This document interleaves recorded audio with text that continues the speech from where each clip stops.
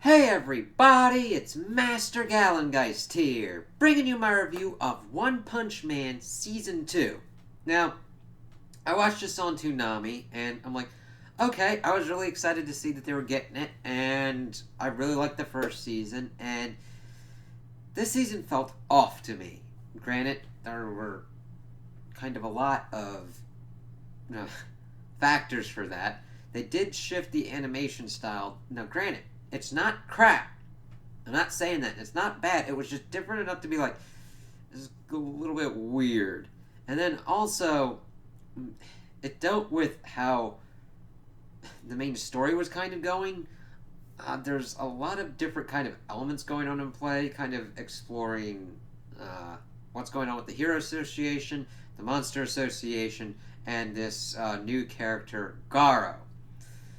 And they all kind of fight for time, and there's only like 12 episodes, and how it ended, I'm like, that's kind of a place to end it.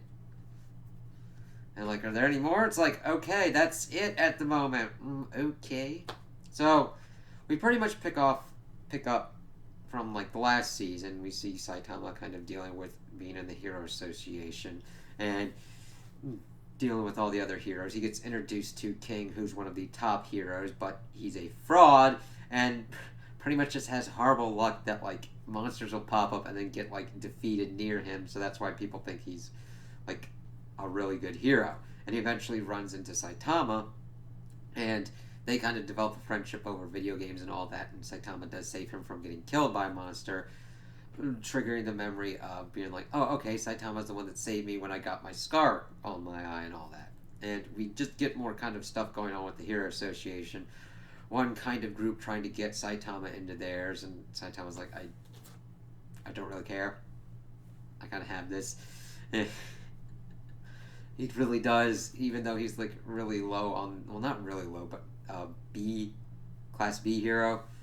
And of course, we got Genos at top class S and everything. So we're like, all right, just showing how the Hero Association really is pretty much crap. And then of course, it's juxtaposed against the Monster Association, which is like, we're tired of all this crap, and pretty much starts like using that as an excuse to like do all this violence onto others. I'm like, okay, I get what you're trying to do here. Like, yeah, the heroes are bad for doing some of the stupid stuff that they've been doing and like hurting people. We definitely see that with Garo. As towards the end of the series, we see why he identifies with monsters so much, because he was pretty much forced to be a monster and ganged up on by people and everything in like these games as a kid. And he of course felt for the monsters, and I'm like, yeah, that's fine. But we see that as he's going through, he becomes the hero hunter and is doing the same things that he accuses the heroes of doing, of pretty much beating the crap out of the heroes. He doesn't kill anybody yet, but we'll kind of have to see how that goes further on with his story. Now, I'm willing to accept him doing these things as a character flaw until it could potentially turn into a writing flaw. But I hope he like comes to terms with that, or he like either accepts that and says that doing these kinds of violent things is the only way to get something done, or in order for him to kind of stick to the ideals he has of like helping those who he thinks are being unfairly treated, he kind of finds a kind of middle path or whatnot.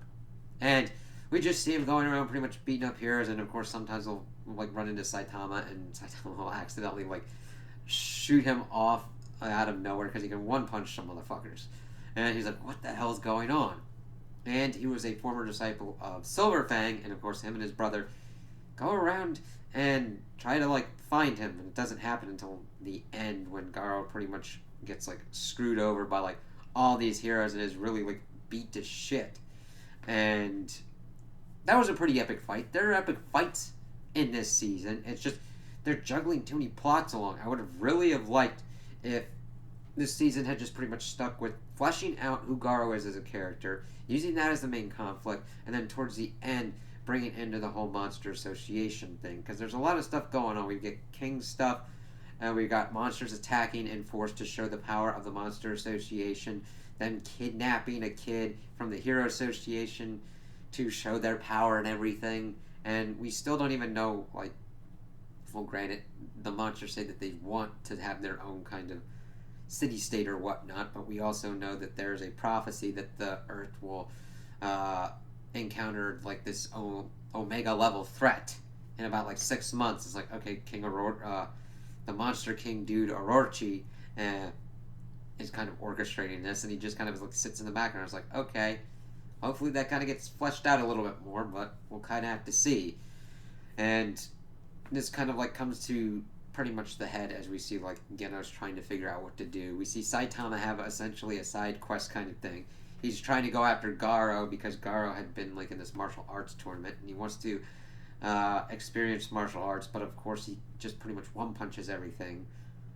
So it's almost like that would be the end game goal of any martial artist. Granted, the forms and everything help, but like to end something in one hit. Granted, it doesn't have to be a punch, but I'm like, yeah. So he goes through this whole thing of like dressing up as this other dude and pretty much like one punching everyone. And then of course the Monster Association pops up and wants to turn all these people into monsters. That was a new kind of interesting twist. I'm like, okay, that kind of helps out. A couple of them accept.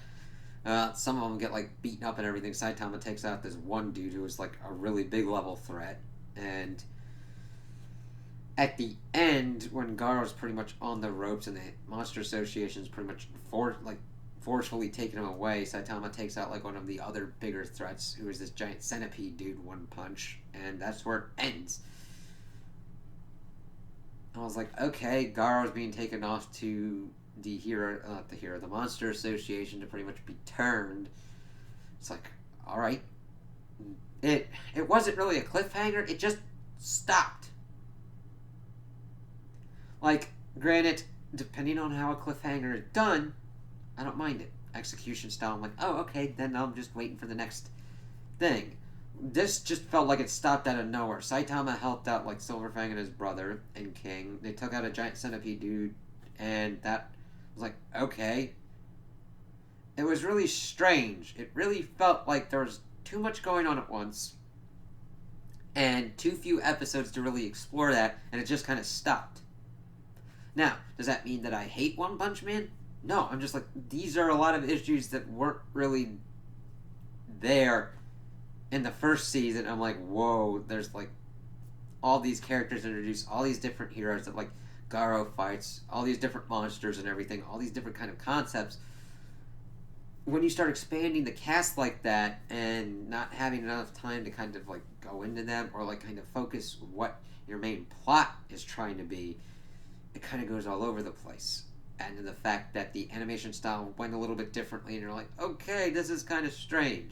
I mean, it was enjoyable enough to watch, but I'm just like, okay, I've got a lot of issues with this. I'm going to have to see how, I don't know if this is like half a season or like the next season goes.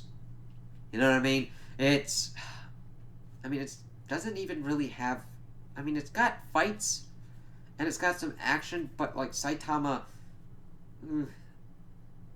doesn't do a lot of that. It's more focused on Garo, but Garo isn't a big enough focus for it, in my opinion. I would have really liked it if you were going to use Saitama as least amount as possible and instead tried to focus on essentially his opposite that could have potentially be coming up. Nature abhors a vacuum and all that.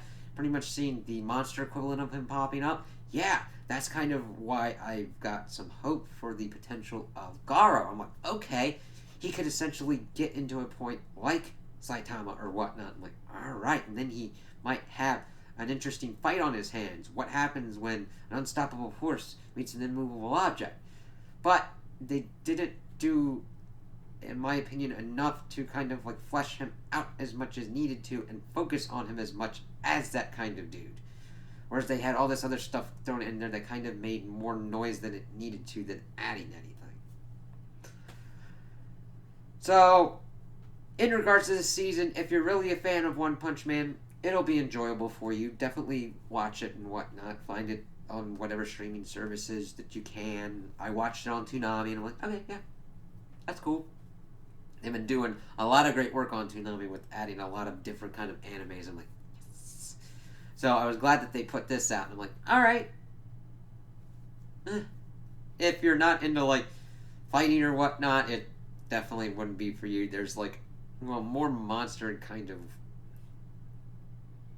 There's some monster gore and everything, and some kind of sexual situation. So if you're like not into that kind of stuff, I really wouldn't recommend. I would recommend this as more of a not one as a deep one to get into, but if you need something as a filler waiting for some other kind of season to pop up, or you need something on in the background, this would definitely be a nice serviceable season to watch for that. Yeah. So those are my opinions on the anime. Tell me what you guys think in the comments below. If you liked it, if you didn't like it, if you agree with me, if you disagree with me. Also like and subscribe, and I hope you have a good day.